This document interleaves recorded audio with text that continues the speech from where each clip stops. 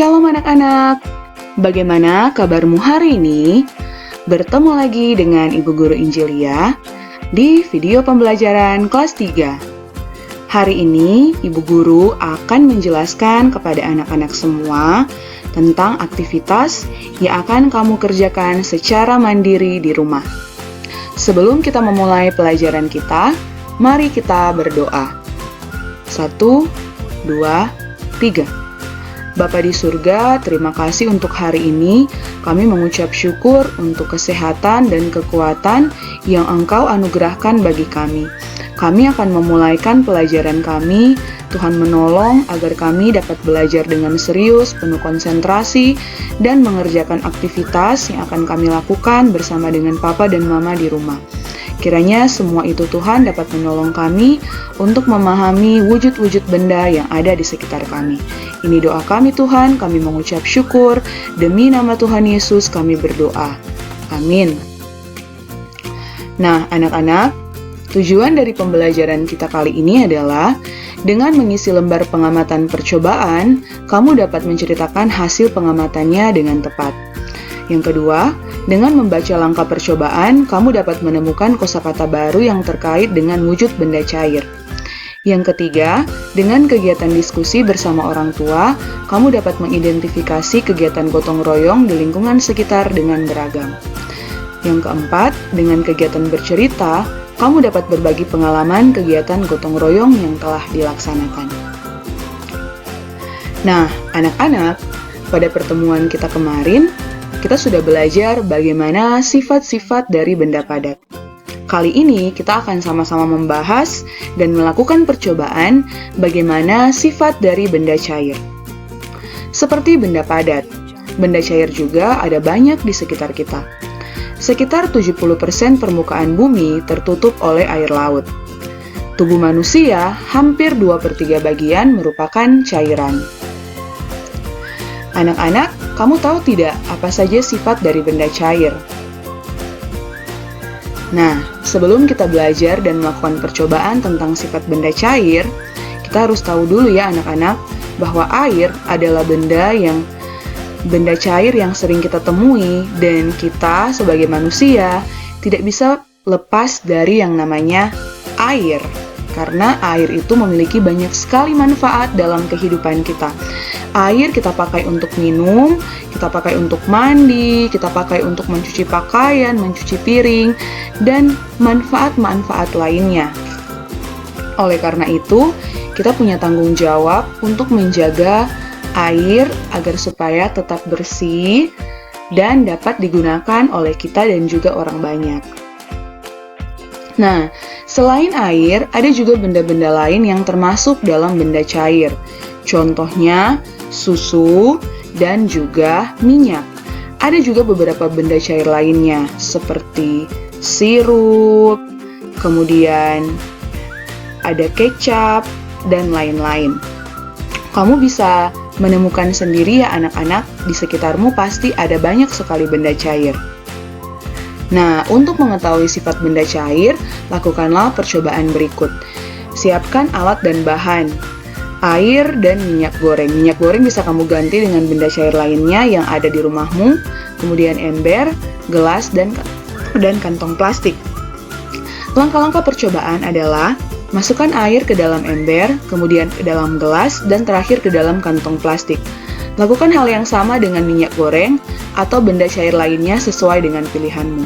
Kemudian, catatlah hasil pengamatanmu ke dalam tabel pada slide berikut ini. Nah, anak-anak, gambarlah tabel ini pada buku tulismu. Kemudian kamu tulis nama benda yang kamu amati, benda-benda cair tentunya ya anak-anak. Kemudian, kamu gunakan tanda centang untuk mengisi kolom hasil pengamatan, sesuai dengan bagaimana hasil pengamatan yang kamu lakukan pada benda-benda tersebut. Nah, anak-anak, tuliskan kesimpulan dari percobaan yang kamu lakukan. Sifat benda cair adalah ... Kamu lengkapi ya anak-anak, kamu tulis seperti apa sifat benda cair. Nah, Setelah kamu melakukan percobaan, pada pertemuan besok, kamu akan menceritakan hasil pengamatanmu tentang sifat benda cair serta manfaat benda cair dalam kehidupan sehari-hari. Anak-anak, ketika melakukan kegiatan percobaan, kamu dibantu oleh papa dan mama. Dibutuhkan kerjasama agar aktivitas yang kamu lakukan dapat berjalan dengan baik. Bentuk kerjasama contohnya adalah gotong royong. Gotong royong adalah bentuk kerjasama untuk mewujudkan sesuatu tanpa ada imbalan. Istilah gotong royong berasal dari bahasa Jawa. Gotong berarti pikul atau angkat dan royong berarti bersama-sama. Perhatikan cerita berikut. Warga kampung tempat Siti tinggal sedang gotong royong.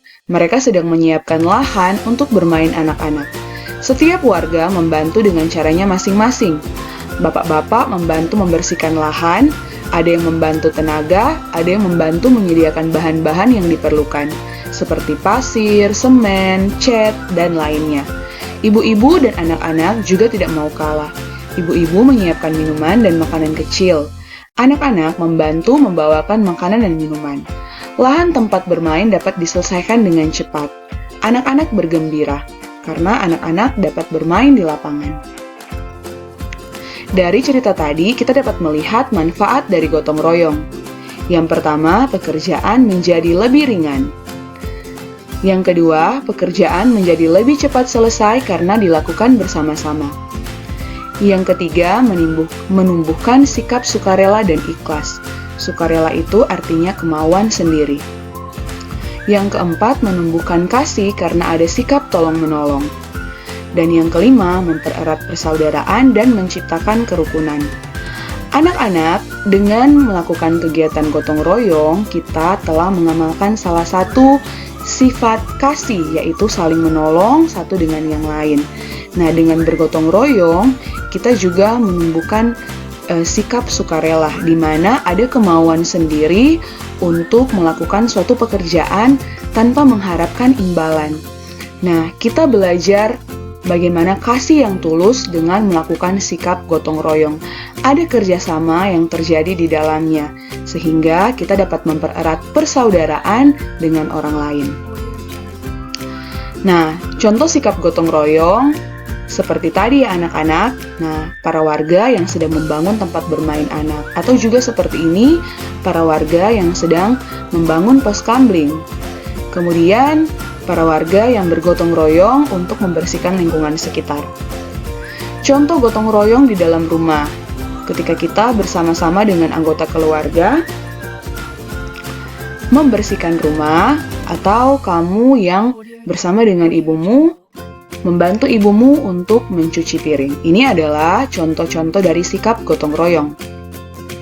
Nah, anak-anak, selain contoh yang Ibu Guru sebutkan tadi, bagaimana pengalamanmu melakukan gotong royong bersama dengan anggota keluarga? Tuliskan ceritamu mengenai pengalaman kegiatan kamu melakukan gotong royong bersama dengan anggota keluarga. Oke anak-anak, pembelajaran kita hari ini sampai di sini. Semoga instruksi yang Ibu Guru berikan dapat menolong kamu untuk mengerjakan tugas-tugas yang telah Ibu Guru berikan. Sebelum kita menutup pelajaran kita, mari kita berdoa. Bapa di surga, terima kasih telah menolong kami ketika mendengarkan instruksi lewat video yang diberikan oleh Ibu Guru. Berkati kami dalam melaksanakan aktivitas secara mandiri maupun dibantu oleh orang tua kami. Agar apa yang kami lakukan dapat kami mengerti dan itu dapat berguna bagi kami untuk memahami sifat-sifat benda padat dan bagaimana kegiatan bergotong royong di dalam keluarga ataupun di lingkungan sekitar kami. Terima kasih Tuhan, kami menyerahkan kegiatan kami ke dalam tangan-Mu, kiranya boleh berjalan dengan baik. Di dalam nama Tuhan Yesus kami berdoa. Amin. Oke anak-anak, demikianlah video pembelajaran untuk hari ini. Semoga anak-anak bisa memahami ya kegiatan yang akan anak-anak lakukan bersama dengan papa dan mama di rumah. Tuhan Yesus memberkati.